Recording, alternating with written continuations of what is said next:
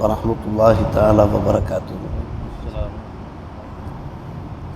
أعوذ بالله من الشيطان الرجيم. بسم الله الرحمن الرحيم. إنما المؤمنون إخوة فأصلحوا بين أخويكم واتقوا الله لعلكم ترحمون. آمنا بالله صدق الله مولانا العلي العظيم. இறைமறையிலே நிறைய வசனங்களிலே நல்லிணக்கம் பற்றி, சமரசம் பற்றி, சுமூக உறவு பற்றி பேசப்பட்டிருக்கிறது. நம்முடைய வாழ்க்கையில் சாந்தி சமாதானத்தோடு வாழ வேண்டும் என்பது வலியுறுத்தப்பட்டிருக்கிறது. சூரத்துல் ஹுஜராத்திலே 2 வசனங்கள் திரும்ப திரும்ப வருகின்றன. மூமின்களில் 2 பிரிவினர் சண்டையிட்டு கொண்டார்கள் என்றால் அவர்களுக்கு மத்தியில் நல்லிணக்கத்தை ஏற்படுத்துங்கள். அது குடும்ப சண்டையாக இருக்கலாம், சமூக சண்டையாக இருக்கலாம். அதே போன்று மூமின்கள் உடன்பரவா சகோதரர்களாக இருக்கிறார்கள். சகோதரர்களுக்கு மத்தியில் நீங்கள் நல்லிணக்கத்தை ஏற்படுத்துங்கள். இது விஷயத்தில் அல்லாஹுவை அஞ்சிக் கொள்ளுங்கள். அப்போதுதான் அல்லாஹ் உங்களுக்கு இரக்கம் காட்டுவான். ஒரே சூறாவில் இந்த 2 வசனங்களும் இடம்பெறுகின்றன. 2 வசனங்களும் அந்த இஸ்லாஹ் பற்றி பேசுகின்றன. நம் கூட பிறந்தவர்கள் மட்டும் சகோதரர்கள் அல்ல, மூமின்கள் அத்தனை பேரும் உடன்பரவா சகோதரர்கள் தான். அந்த உஹுவத் என்கின்ற அந்த சகோதர வாஞ்சையை வலுப்படுத்துவதற்கு நீங்கள் பெரும் முயற்சி எடுத்துக்கொள்ளுங்கள் என்று அல்லாஹ் ரப்புல் ஆலமீன் கூறுகிறார்.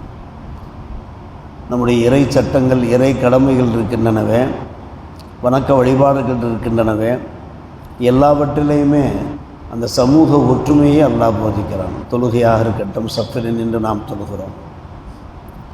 நோன்பு காலத்திலே உலக மக்கள் யாவரும் நோன்பு நோக்கிறார்கள். ஹஜ்ஜுடைய சந்தர்ப்பம் சொல்ல வேண்டிய அவசியமே இல்லை. ஒரே வெள்ளுடையோடு லட்சக்கணக்கான மக்கள் ஒரே முழக்கத்தை வெளிப்படுத்தியவாறு இருக்கிறார்கள், லப்பைக் அல்லாஹும்ம லப்பைக். இப்படி ஒவ்வொன்றாக நாம் எடுத்துக்கொண்டோம் என்றால், வணக்க வழிபாடுகளாக இருக்கட்டும், குடும்ப வாழ்க்கையாக இருக்கட்டும், எல்லாவற்றிலையுமே அந்த சமூக ஒற்றுமை நமக்கு போதிக்கப்படுகிறது. நான் ரசூலை கரீம் ஸல்லல்லாஹு அலைஹி வஸல்லம் அவரிடத்தில் வந்து சஹாபிகள் முறையிட்டார், நாங்கள் வீட்டில் உணவருந்துகிறோம், ஆனால் எங்களுடைய பசி தீர்வது கிடையாது, ஒரு மன நிறைவு கிடைப்பது கிடையாது. எவ்வளோ சாப்பிட்டோம் என்றாலும் ஏதோ சாப்பிட்டோம் என்கிற பெயர் தான் இருக்கிறது.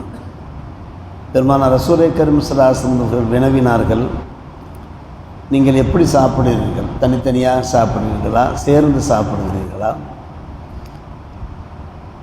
சஹாபிகள் பதில் உரைத்தார்கள், எங்கள் பிரியத்திற்கு நாங்கள் சாப்பிடுகின்றோம், தனித்தனியாகவும் சாப்பிடுகிறோம், சேர்ந்தும் சாப்பிடுகிறோம். நபிகள் நாயகம் ஸல்லல்லாஹு அலைஹி வஸல்லம் பதில் உரைத்தார்கள், இல்லை, நீங்கள் சேர்ந்து சாப்பிடுங்கள், இணைந்து சாப்பிடுங்கள்.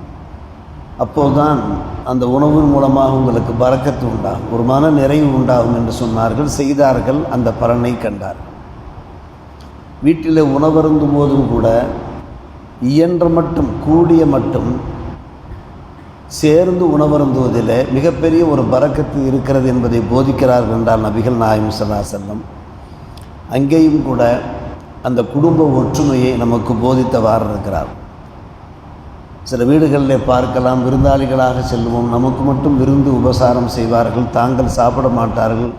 திரும்ப திரும்ப நாம் கேட்போம், நீங்கள் சாப்பிடவில்லையா? அமைதியாக இருப்பார். காரணம், மனைவியோடு பிள்ளைகளோடு அவர்கள் சாப்பிட்ட ஒரு நடைமுறை. எனவே அவர்களை விட்டுவிட்டு எப்படி சாப்பிடுவார்கள்? பிள்ளைகளை விட்டுவிட்டு எப்படி சாப்பிடுவார்கள்? எனவே நமக்கு நல்ல முறையில் விருந்து உபசரிப்பு செய்துவிட்டு அவர்கள் தங்களுடைய மனைவி மக்களோடு சேர்ந்து சாப்பிடுவார். இதை நாம் பார்க்கிறோம். இப்படி பெருமானார் ரசூலை கரீம் ஸல்லல்லாஹு அலைஹி வஸல்லம் அவர்கள் குடும்ப ஒற்றுமை, சமூக ஒற்றுமை எல்லாவற்றையும் நமக்கு போதித்திருக்கிறார். ஷுஐப் அலைஹிஸ்ஸலாத்து வஸ்ஸலாம் அவர்கள் மக்களுக்கு முன்னாலே உரை நிகழ்த்தும் போதெல்லாம், நல் உபதேசம் செய்யும் போதெல்லாம் ஒரு வசனத்தை சொல்லிவிட்டுத்தான் உபதேசம் செய்வார்கள். இன் உரியது இல்லல் இஸ்லாஹ், என் நோக்கமெல்லாம் மஸ்தத், முடிந்தவரை உங்களுக்கு மத்தியில் ஒற்றுமையை நிலவச் செய்வது தான். வமா தௌஃபீகி இல்லா பில்லாஹ், நல்லுதவி என்பது அல்லாஹ்விடமே இருக்கிறது. அலைஹி தவக்கல்து வ இலைஹி உனீபு, அவன் மீதே நான் முழு நம்பிக்கை கொண்டுள்ளேன், அவன் பக்கமே நான் மீள்கிறேன். உனீபு என்றால் மீள்கிறேன். இந்த வாசகம் ஷுஐப் அலைஹிஸ்ஸலாத்து வஸ்ஸலாம் அவர்கள் தங்களுடைய அந்த உரையை துவங்கும் போது சொல்கிற வாசகம். அது குர்ஆனிலே இடம்பெற்றிருக்கிறது. இன் உரீது இல்லல் இஸ்லாஹ் மஸ்தத், மா தௌஃபீகி இல்லா பில்லா அலைஹி தவக்கல்து வ இலைஹி முனீப். எவ்வளோ அழகான வாசகங்கள் பாருங்கள். இறை தூதர்கள் அவனுக்கு எதற்காக வந்தார்கள் என்று கேட்டால், மக்களுக்கு மத்தியில் ஒற்றுமையை நிலவ செய்வதற்காக வேண்டிதான், சமரசத்தை ஏற்படுத்துவதற்காக வேண்டிதான். பல விஷயங்கள் இருக்கின்றன. அன்பான பெருமக்களே, மீளாது சொற்பொழிவாளர்கள் இதை நமக்கு தெல்ல தெளிவாக எடுத்துரைத்து கொண்டிருக்கிறார். நேற்றைய தினம் சுலுஹ உதைபியாவை பற்றி பேசினார்கள். வரலாற்றிலே பொன்னெழுத்துக்களால் பொறிக்கப்படுகின்ற ஒரு சமாதான ஒப்பந்தம் சுலுஹ உதைபியா. சிறப்பு சொற்பொழிவாளர் மிக அற்புதமான முறையில் சிறப்பான முறையில் சொல்லியதை நாம் சில வார்த்தைகளை திரும்பவும் ஞாபகப்படுத்துகிறோம். குறைஷிகளுக்கும் பெருமானார் ரசூலே கரீம் ஸல்லல்லாஹு அலைஹி வஸல்லம் சத்திய சஹாபிகளுக்கும் மத்தியில் மிகப்பெரிய அளவுக்கு சச்சரவு இருந்து கொண்டிருந்தது, கருத்து வேறுபாடு. நபி அவர்கள் கருத்து வேறுபாடு கொள்ளவில்லை, சஹாபிகள் கருத்து வேறுபாடு கொள்ளவில்லை. குறைஷிகள் தான் என்ன செய்தார்கள்? நாயகத்தோடு நபித்தோழர்களோடு கருத்து வேறுபாடு கொண்டார்கள். நாயகம் விரும்புவதெல்லாம் சமூக நல்லிணக்கத்தை தான், மத நல்லிணக்கத்தை தான், மனித நேயத்தை தான். அவர்கள் தான் முரண்பட்டு வாழ்ந்தார்கள். அப்படியானால் கடைசியாக கூட சமாதான ஒப்பந்தத்தை பெருமானார் ரசூலே கரீம் ஸல்லல்லாஹு அலைஹி வஸல்லம் ஏற்றுக்கொள்கிறார். அந்த ஒப்பந்தத்தில் உள்ள வரிகள் வெளிப்படையில் பார்க்கிற போது அன்பான பெருமக்களே, அது இஸ்லாத்திற்கும் முஸ்லீம்களுக்கும் எதிராக காய்ச்சது. ஆனால் அந்த சுலுஹ உதைபியாவுக்கு பின்னால் தான் இந்த இஸ்லாம் மறுமலர்ச்சி அடைந்தது. ஆயிரக்கணக்கில் லட்சக்கணக்கில் மக்கள் இஸ்லாத்தை தழுவினார்கள் என்பது போக போகத்தான் தெரிந்தது. ஃபத்ஹ் முபீன் என்பது. அந்த ஒப்பந்தம் செய்த விஷயங்கள் 10 விஷயங்களிலே ஒரு 3-4 விஷயங்கள் மட்டும் நாம் நம்முடைய விழியை உயர்த்தி பார்க்க வேண்டிய விஷயங்கள். நம்பர் 1, எர்ஜியல் முஸ்லிமூன தாலிக்கல்லாம வலா இசு இலா மக்கா. இந்த ஆண்டு அவர்கள் உம்ரா செய்யக்கூடாது, வரும் ஆண்டு வேண்டுமானாலும் உம்ரா செய்து கொள்ளலாம். 1400 பேர் உம்ரா செய்வதற்காக புனித மதீனாட்டு மக்கா வந்து அடைந்திருக்கிறார்கள்.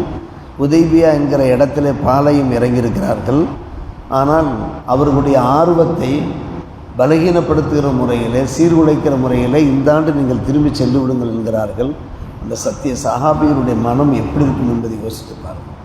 சாதாரணமாக நாம் ஒரு பயண ஏற்பாடு செய்கிறோம், வெளிநாட்டிலிருந்து நம்முடைய நாட்டிற்கு வர முடியாமல் போகுமானால் நம்முடைய மனம் எந்த அளவுக்கு வேதனைக்கிறது, எந்த அளவுக்கு மனம் நிம்மதி இல்லாமல் போகிறது. 6-7 ஆண்டுகளுக்கு பின்னாலே தங்களுடைய பிறந்தகத்தை பார்ப்பதற்காக, இந்த காபாவை தரிசிப்பதற்காக முஹாஜிர்கள் அன்சாரிகள் புறப்பட்டு வருகிறார்கள் என்றால், தடுத்து நிறுத்தப்படுகிறார்கள் என்றால் அவருடைய மனநிலைமை எப்படி? ஆனால் பெருமானார் ரசூலே கரீம் ஸல்லல்லாஹு அலைஹி வஸல்லம் ஏற்றுக்கொண்டார்கள். அதே போன்று 2வது ஷரத்து, வரக்கூடிய ஆண்டு நீங்கள் உம்ரா செய்ய வரலாம். ஏதோ பெருந்தன்மையாக பேசுகிறாங்க. வரும் ஆண்டு வரலாம், ஆனால் 3 நாட்கள் தான் உங்களுக்கு பர்மிஷன். மக்காவிலே 3 நாட்களுக்கு மேலே. இப்போதெல்லாம் நாம் உம்ரா செய்கின்றோம், 15 நாட்களுக்கு குறையாமல் உம்ரா செய்யக்கூடியவர்கள் இருக்கிறார்கள். ஆனால் தம்முடைய தாயகத்திற்கு வரக்கூடியவர்களுக்கு அவர்கள் போடுகிற நிபந்தனை பாருங்கள், 3 நாட்கள் தான். இதையும் ஏற்றார்கள் பெருமானார் ரசூலே கரீம் ஸல்லல்லாஹு அலைஹி வஸல்லம். சரி, நீங்கள் மக்காவுக்கு வந்தீர்கள் என்றால் எந்த ஆயுதங்களையும் கொண்டு வரக்கூடாது. ஒரு பயணி என்ன சாதனங்கள் வைத்திருப்பாரோ அது மட்டும்தான் இருக்க வேண்டும். அந்த சாதனங்களில் வாள் இருக்கலாம், ஆனால் அந்த வாள் உரைக்கு வெளியே இருக்கக்கூடாது. அஸ்யூஃபில் கிரபு என்கிறார்கள். எவ்வளோ கண்டிஷன் பாருங்கள் அன்பான பெருமக்களே. அதில் மிக மிக முக்கியமான கண்டிஷன் என்னவென்றால், அவர்கள் வலியுறுத்திய கண்டிஷன், எங்களிலிருந்து குறைஷிகளிலிருந்து புனித மதீனாவுக்கு உங்களிடத்தில் யாராவது அவர்களுடைய குடும்ப உறவினருடைய அனுமதி இன்றி வந்தார்கள் என்றால் அவர்களை திருப்பி அனுப்பிவிட வேண்டும். ஆனால் உங்களிலிருந்து, மதீனாவாசிகளிலிருந்து, முஹாஜிரில் அன்சாரிகளிலிருந்து யாராவது எங்களிடத்தில் குறைஷி இடத்தில் வந்தார்களால் திருப்பி அனுப்ப மாட்டோம். இந்த ஒப்பந்த வரிகளுக்கு பின்னாடி மிகப்பெரிய சம்பவங்கள் எல்லாம் நடைபெற்றன. எல்லாமே பார்க்கின்றோம், வெளிப்படையிலே பார்க்கிற போது அது நெகட்டிவாக தெரிகிறது முஸ்லீம்களுக்கு. அடுத்து ஒரு முக்கியமான விஷயம், அது ஒரு நல்ல விஷயமாகப்பட்டது. அவர்களுக்கு அது நல்ல விஷயம் என்பது தெரியவில்லை, நமக்கு நல்ல விஷயமாக ஆனது. யாரெல்லாம் முஹம்மது நபியோடு ஒப்பந்தத்தில் இருக்கிறார்களோ, சமாதானத்தில் இருக்கிறார்களோ, அவர்கள் கண்டிஷன் பிரகாரம் வாழ்ந்து கொள்ளலாம். முஹம்மது நபி சஹாபியுடைய கண்டிஷன், ஒப்பந்தம் செய்வது சில கண்டிஷன்ஸ் இருக்கும் அல்லவா. அதே போன்று எங்களுடைய கண்டிஷனில் யாரெல்லாம் இருக்கிறார்களோ, எங்களோடு யார் ஒப்பந்தம் செய்து கொண்டிருக்கிறார்களோ அவர்கள் எங்களோடு இருக்கலாம். இந்த வாசகமெல்லாம் பிற்காலத்தில் முஸ்லிம்களுக்கு சாதகமாக அமைந்தது. ஃபத்தஹ முபீன், தெளிவான வெற்றி, பகிரங்க வெற்றி என்று அல்லாஹ் ரப்பல் ஆலமீன் குறிப்பிட்டான். இந்த வாசகங்களை நாம் பார்க்கிறோம் அன்பான பெருமக்களே, எல்லாமே இஸ்லாஹ் சம்பந்தப்பட்டதான். எப்படியாவது ஒரு நல்லிணக்கம் உண்டாக வேண்டும். குறைஷிகளோடு மோத தயாராக இல்லை, முரண்பட தயாராக இல்லை, வாளேந்து போரிட்டு இரத்தம் சந்த தயாரில்லை, உயிர்களை தேவையில்லாமல் இழக்க தயாராக இல்லை. ஆனால் இந்த வாசகங்களில் உண்டான அந்த சாணக்கியம், இந்த வாசகங்களுக்கு பின்னால் இருக்கின்ற அந்த பலாபரங்கள், வெற்றி பெருமானார் ரசூலே கரீம் ஸல்லல்லாஹு அலைஹி அவர்களுக்கு தெளிவாக தெரிந்ததின் பேரில் அத்தனை ஒப்பந்தங்களையும் ஏற்றார்கள். மாஷா அல்லாஹ். அதற்கு பின்புதான் இஸ்லாம் இந்த மக்கா மதீனாவிலே மட்டுமல்ல, அண்டை நாடுகள் மட்டுமல்ல, உலகம் பூராவும் இஸ்லாம் விரவ தொடங்கியதை நாம் பார்க்கிறோம். இது பெருமானார் ரசூலே கரீம் ஸல்லல்லாஹு அலைஹி வஸல்லம் சாமர்த்தியத்திற்கு, சாணக்கியத்திற்கு, அவர்களுடைய அந்த சமூக ஒற்றுமை சிந்தனைக்கு ஒரு எடுத்துக்காட்டாகும். இவை குர்ஆனிலே உண்டான பல்வேறுபட்ட கட்டளைகள், வசனங்கள், இறை கடமைகள் எல்லாமே நமக்கு எதை போதிக்கின்றன என்றால் சுல்ஹு அல் இஸ்லாம், இந்த விஷயங்களே போதிக்கிறது. சமாதானத்தை உண்டாக்குவது, அதில் கிடைக்கிற நன்மை. இதை நம்ம வாழ்க்கையிலே கடைபிடிப்போம். அல்லாஹ் நல்ல புரிவானாக. வாஹிர் தாவானா அல்ஹம்துலில்லாஹி ரப்பில் ஆலமீன்.